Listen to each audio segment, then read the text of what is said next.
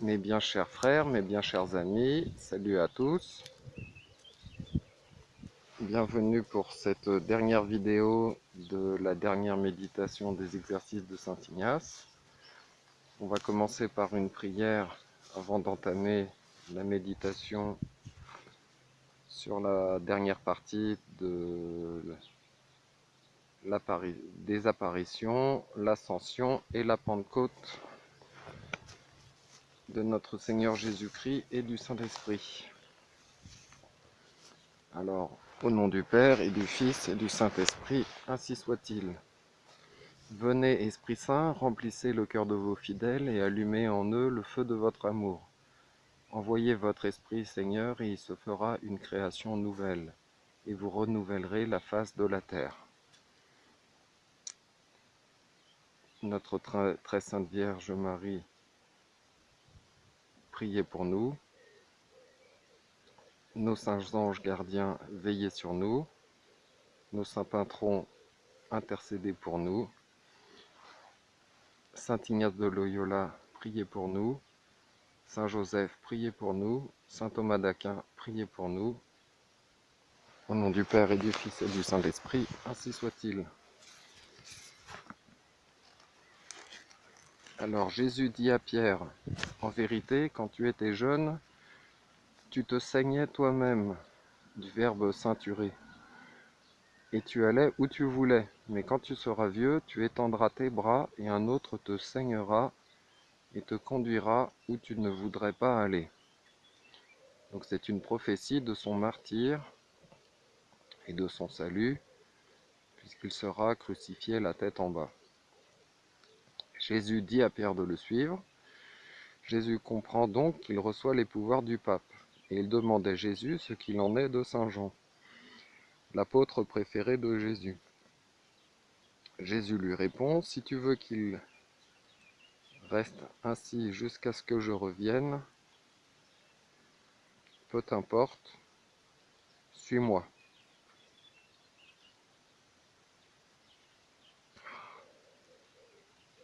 Excusez-moi, Jésus lui dit plutôt, « Si je veux qu'il reste ainsi jusqu'à ce que je revienne, peu t'importe, suis-moi. » Alors le bruit coura parmi les frères que Saint Jean n'allait pas mourir jusqu'au retour de Jésus. Mais ce n'est pas ce qu'il a dit. Il a dit, si je veux qu'il reste ainsi, qu'il en soit ainsi. Alors Jésus apparaît encore sur la montagne en Galilée, le mont Tabor, où il leur dit de se rendre. Donc il y avait 500 disciples. Encore une fois, on voit la hiérarchie de l'amour. Ils se prosternèrent et l'adorèrent, quelques-uns hésitant encore. Jésus dit, « Toute puissance m'a été donnée sur le ciel et sur la terre. » C'est donc l'Écriture sainte qui nous affirme sa royauté, en tant que Dieu et homme et roi. Donc si le modernisme, avec Vatican II, affirme que politiquement les États ont le droit de donner la liberté religieuse, c'est contradictoire avec ces paroles de Jésus, qui a dit « Allez et enseignez toutes les nations, prêchez l'évangile à toute créature. » Bien sûr, chacun son domaine, mais l'Église doit contrôler l'État pour vérifier que les 10 commandements sont respectés. Donc pas d'avortement, pas d'euthanasie, pas de liberté pour l'islam, etc. Pas de péché contre nature, et l'État doit obéir à l'Église. Jésus leur dit aussi, baptisez-les au nom du Père, du Fils et du Saint-Esprit, et apprenez-leur tout ce que j'ai commandé. Donc tout, ça veut dire absolument, mais pas à peu près. Jésus rajoute, celui qui croira sera sauvé, et celui qui ne croira pas sera condamné. Donc il est faux de dire, comme Vatican II, qu'il y a des valeurs de salut dans les autres religions. C'est donc pour le bien de tous qu'il ne faut pas laisser la liberté d'enseigner des choses contraires à ce que Jésus a fondé. On peut réfuter les fausses religions avec l'Écriture sainte. Les signes qui accompagneront ceux qui auront cru en mon nom. Alors, ils chasseront les démons, ils parleront des nouvelles langues, ils saisiront impunément les serpents. S'ils boivent quelque poison mortel, il ne leur nuira point. Ils imposeront les mains sur les malades, qui seront guéris. C'est ce qui a été fait, effectivement, tout au long de l'Église. Les miracles, exorcismes, l'Église parle toutes les langues, puisqu'il y a des missionnaires partout. Et le dernier connu qui a eu le don des langues, c'est le Padre Pio. Il comprenait toutes les langues dans son confessionnal. Saint Benoît, Saint Jean, à qui on a donné du poison, ont bu, après avoir béni la mixture, et cela ne leur faisait rien. Pour Saint Benoît, c'étaient ses confrères qui trouvaient que ces règles étaient trop strictes. Alors il leur dit: pourquoi faire des choses pareilles? Dites seulement que pour vous c'est trop, alors je vais ailleurs avec d'autres qui veulent me suivre.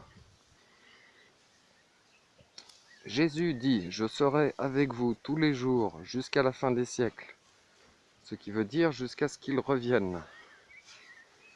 À la fin des temps, qui sera quand il y aura le nombre déterminé par Dieu dans le ciel. Des pères de l'Église disent qu'un tiers des anges sont déchus, donc un tiers des places est libre dans le ciel. Et c'est les hommes qui vont remplir ces places. Et lorsque le dernier élu prendra la dernière place, c'est la fin du monde et le jugement dernier général. Donc on entre dans un autre temps, celui de la création nouvelle. Il n'y aura plus besoin de mariage, d'enfantement, de procréation. Cela peut aller assez vite car il y a 7 milliards de personnes et Dieu permet un mal pour un plus grand bien, donc la crise actuelle. Et ça va arriver après, car il est prophétisé qu'il y aura la restauration de l'Église avec beaucoup de conversions. Ça peut aller vite si l'Église s'y prend de manière convenable et s'adresse à toutes les nations. Donc à nous d'utiliser la technique. On espère que beaucoup de millions et de milliards se convertissent. Pourquoi pas avec Internet, n'est-ce pas? Donc Jésus s'exprima ainsi à ses disciples et donna un grand nombre de preuves de sa résurrection. Il leur apparut pendant 40 jours, leur parlant du royaume de Dieu. Donc il organise son Église. Alors il apparaît encore à Jérusalem et leur reprochant de ne pas avoir cru directement. Et là, il fait la promesse qu'il va envoyer l'Esprit Saint. Voici ces paroles: je vous enverrai l'Esprit Saint, qui surviendra en vous. Et non pas sur vous, mais en vous. Et vous me rendrez témoignage dans Jérusalem, dans toute la Judée, dans la Samarie et jusqu'aux extrémités de la terre. Donc quand l'Esprit Saint consolateur est dans le cœur, il donne la force de répandre le témoignage dans le monde entier, l'Église. Ensuite, c'est l'ascension. Jésus conduisit ses disciples au mont des Oliviers. Il leva les mains et les bénit. Il monta au ciel en leur présence. Bientôt une nuée vint le dérober à leurs regards. Il entra dans le ciel, où il est assis à la droite de Dieu le Père. Tandis qu'il cherchait encore Jésus du regard dans le ciel, 2 anges apparaissent et disent que Jésus reviendra de la même manière et descendra du ciel à la même manière qu'il est monté. Les disciples se prosternèrent et rentrèrent à Jérusalem, l'âme inondée de joie. C'est le but de cette méditation. Donc le but, c'est cette joie des mystères glorieux.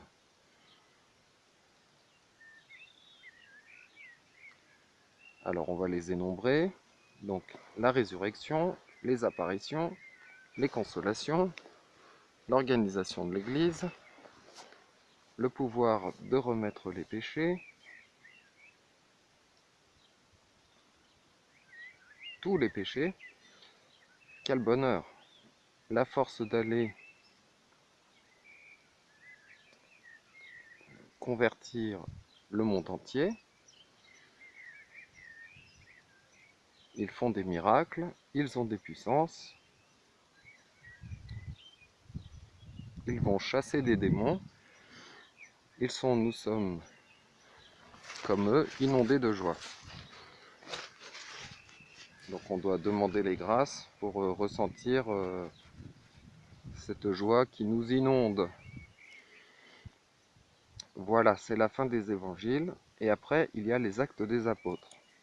Donc c'est la dernière méditation de la retraite spirituelle des exercices de Saint Ignace. D'abord l'apparition aux saints qui sont dans les limbes des patriarches, ensuite à la Vierge, ensuite Marie-Madeleine, les saintes femmes. Il faut se poser la question pourquoi? C'est parce qu'elles ont été plus généreuses.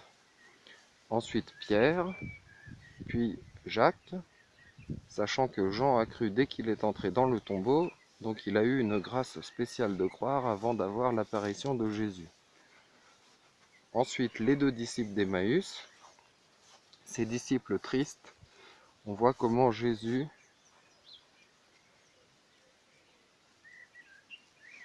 en détail fait son office de consolateur.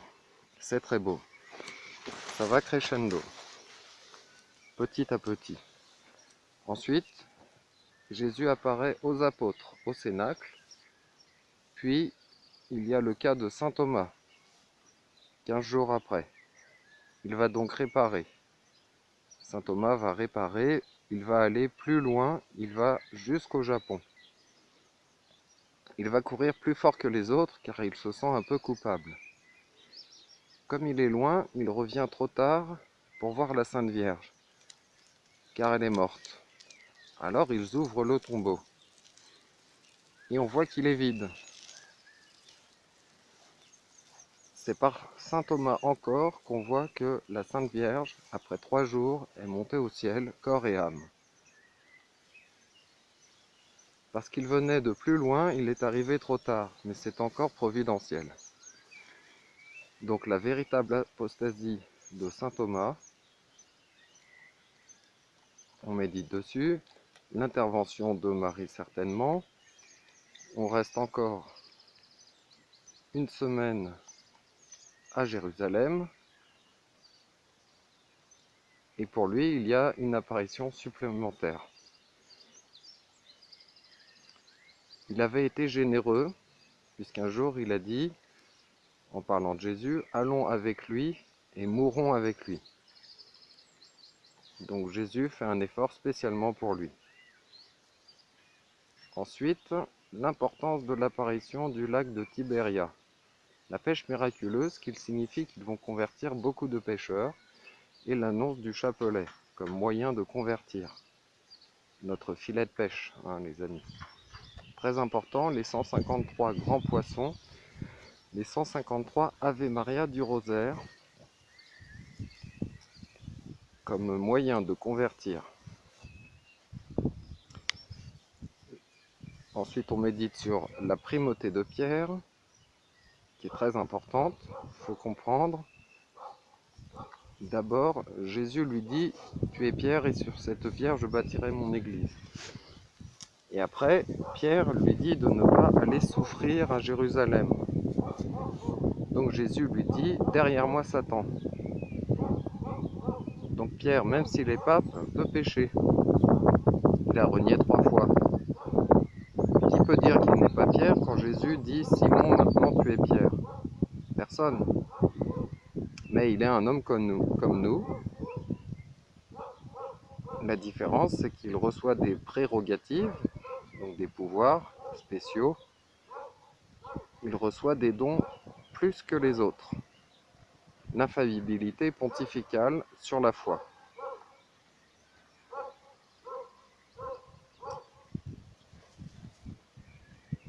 Et donc Jésus lui dit,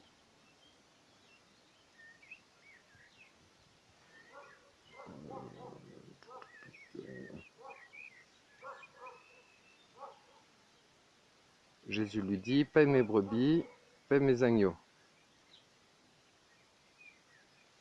Donc ça veut dire que il reçoit des dons pour gouverner les autres en tant que pape. Donc lui et les successeurs de Pierre ont cette infaillibilité pontificale, mais il est pape à certaines conditions.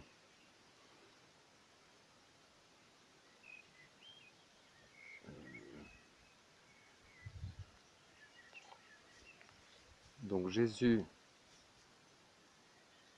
lui dit, en fait, tu es Pierre et sur cette pierre je bâtirai mon église. Quand il lui dit ça, c'est parce que il a les idées de Dieu. Et après, Jésus lui dit, arrière Satan, parce qu'il a les idées des hommes. Donc quand un pape donne les idées qui viennent de Dieu, il est infaillible. Mais quand il donne les idées des hommes, les idées de la révolution, liberté, égalité, fraternité, qui sont en religion, la liberté religieuse, l'œcuménisme et la collégialité, il est Satan. C'est Jésus qui le dit. Ensuite, on médite sur la triple réparation, le triple acte d'amour de Pierre en réparation du triple reniement.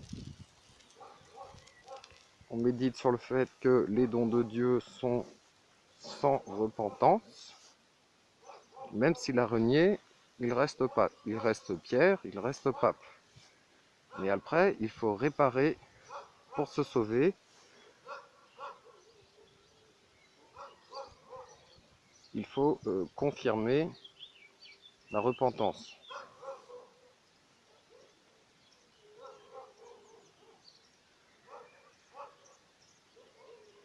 Donc il faut en fait, par la repentance, confirmer la foi par les œuvres.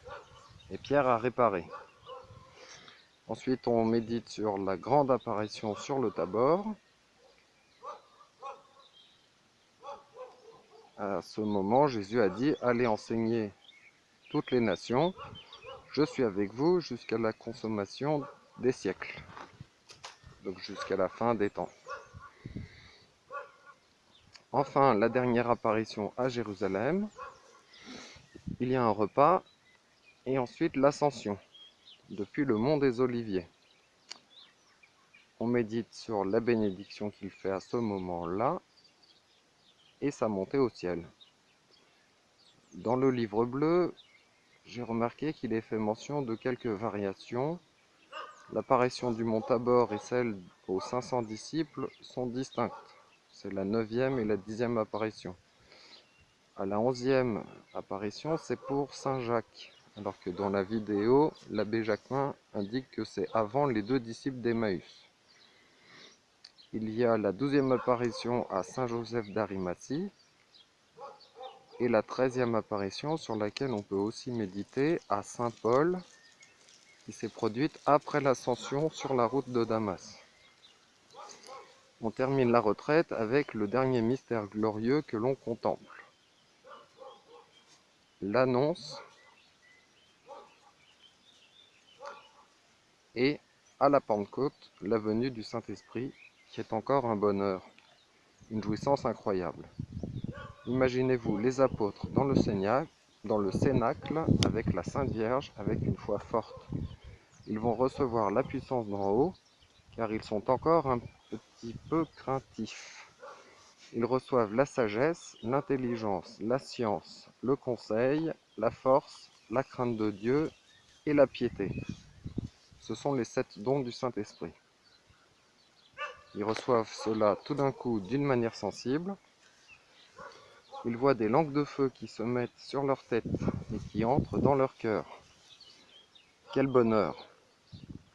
Ils ont besoin de cette force parce qu'ils sont 12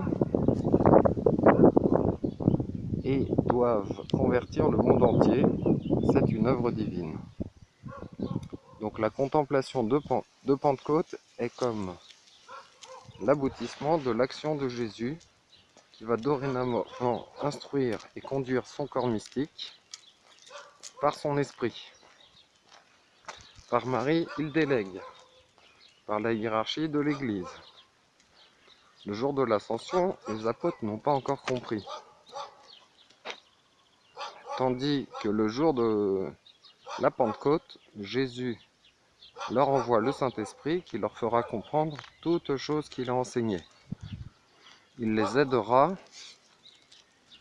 à répondre devant les tribunaux. Il y a cette parole, je ne vous laisserai pas orphelins. Jésus ne les abandonne pas. De même, le Saint-Esprit aidera toujours les fidèles en cas difficile.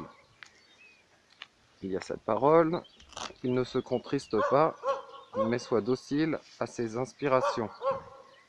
C'est lui qui nous remplira d'amour et fera en nous et par nous, si nous sommes jamais généreux des merveilles, surtout que nous chassions pour jamais le péché mortel et conserve l'habitude d'invoquer le Saint-Esprit. Voilà les amis, je vous remercie pour votre attention, votre soutien et d'avoir prié en union de prière avec tous les fidèles, avec moi, avec tous les retraitants de toutes les retraites de Saint-Ignace qu'il y a sur la terre. On va terminer par une prière chantée, que je vais me risquer à chanter le refrain de Âme du Christ. Anima Christi sanctificame, Corpus Christi salvame, Sanguis Christi inebriame, Aqua lateris lavame. Voilà, chers amis, je vous souhaite une bonne fin de journée, bonne méditation. Prenez soin de vous, de vos proches, votre famille, vos amis, votre voisinage, les vieux prêtres, le prêtre de votre paroisse, les personnes malades, les personnes mourantes, les pauvres, les personnes isolées. Priez pour vos ennemis. Que Dieu vous garde en union de prière. Et sachez que notre Seigneur ne nous abandonne jamais. Il est invisible, mais il est toujours présent. Et parfois, il nous fait la grâce de nous faire ressentir des choses sensibles par sa consolation. Au nom du Père et du Fils et du Saint-Esprit, ainsi soit-il.